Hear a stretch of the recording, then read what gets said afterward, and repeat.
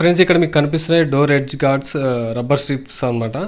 So మీకు ఇక్కడ చూసుకుంటే ఇవి చాలా డిఫరెంట్ కలర్స్లో అయితే మీకు దొరుకుతాయి అనమాట. మీ కారు రంగు బట్టి చూజ్ చేసుకోవచ్చు. అది వైట్ కార్ కదా, వైట్ తీసుకోలేదు ఎందుకంటే బ్లాక్ తీసుకుంటే కొంచెం స్టైల్గా ఉంటుందని తీసుకున్నా. సో కొన్ని డీటెయిల్స్ అయితే ఇక్కడ ఉన్నాయి చూడండి. సో టోటల్గా వచ్చేసి ఇది లెంగ్త్ 5 మీటర్స్ వరకు అయితే ఉంటుంది. కాస్ట్ కూడా చాలా తక్కువ, 150 రూపీస్ ఏమో పడింది. సో కానీ చాలా స్ట్రాంగ్ అవుతుంది అనమాట అది. సో ఏ విధంగా ఉందనేది ఒకసారి అయితే చూడండి. ఒక రకమైన స్ట్రక్చర్ అయితే ఉంది. సో మీకు డిఫరెంట్ స్ట్రక్చర్స్ అయితే ఉంటాయి. సో నాకైతే ఇది ఓకే అనిపించింది, ఇది తీసుకుని చూడండి. కొంచెం స్ట్రాంగ్ అయితే ఉంటుంది, బయటకి ఇట్లా తీయడానికి ట్రై చేసినా కానీ కొంచెం గట్టిగా ఉంది. ఎందుకు గట్టిగా ఉందంటే లోపల ఇంకా ఐరన్ లెక్క ఏదో ఉందన్నమాట, మొత్తం లైనింగ్ లెక్క ఉంది. సో గట్టిగా స్టిక్ కావడానికి అనుకుంటుంది. సో ఇక్కడ చూడండి, చిన్నగా మనకి డోర్ తీస్తుంటే ఏమవుతుందంటే గోడలకు తలుపుకొని ఇట్లా కలర్స్ అనేవి లేచిపోతుంటాయి.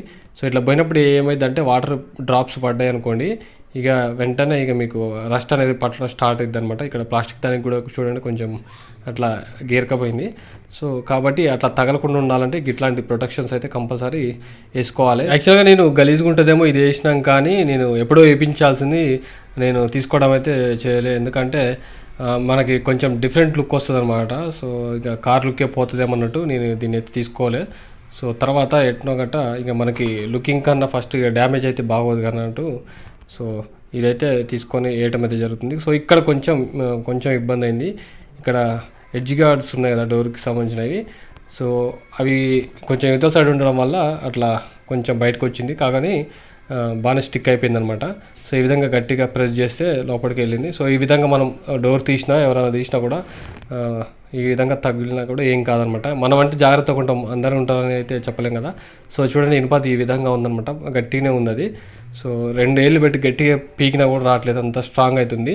సో లోపల ప్రెస్ చేయాలన్నా కూడా చాలా బలంగా ప్రెస్ చేయాల్సి వస్తుంది. సో అంత స్ట్రాంగ్ అవుతుంది అనమాట. సో ఈ విధంగా టోటల్గా అయితే వేయటం అయితే జరిగింది.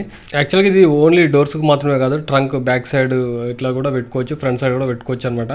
సో ఇది ప్రొటెక్షన్ కోసం, స్క్రాచ్ ప్రొటెక్షన్ అనుకోవచ్చు ఇది. అట్లనే ఇక గ్లూ లాంటిది అట్లాంటిది ఏం యూజ్ చేయకుండా డైరెక్ట్గా ఇట్లా ప్రెస్ చేస్తే సరిపోద్ది అనమాట. ఇది వాటర్ రెసిస్టెంట్, అట్లనే రస్ట్ పట్టదు అనేది వీళ్ళు మెన్షన్ చేశారు. యూవీ ప్రొటెక్షన్ కూడా ఉందంట.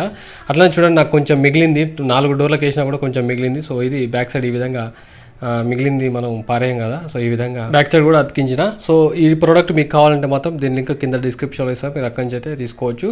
సో చూడండి లుకింగ్ అయితే చాలా సూపర్గా ఉంది. నేను లుకింగ్ పోద్దాం అనుకున్నాను కానీ ఇంకొంచెం మంచిగా అనిపించింది వేయటం వల్ల. సో ఇదండి ఈ వీడియో మీకు నచ్చింది అనుకున్నాను. నచ్చితే లైక్ చేసి సబ్స్క్రైబ్ చేసుకోండి, ఓకేనా. Thank you.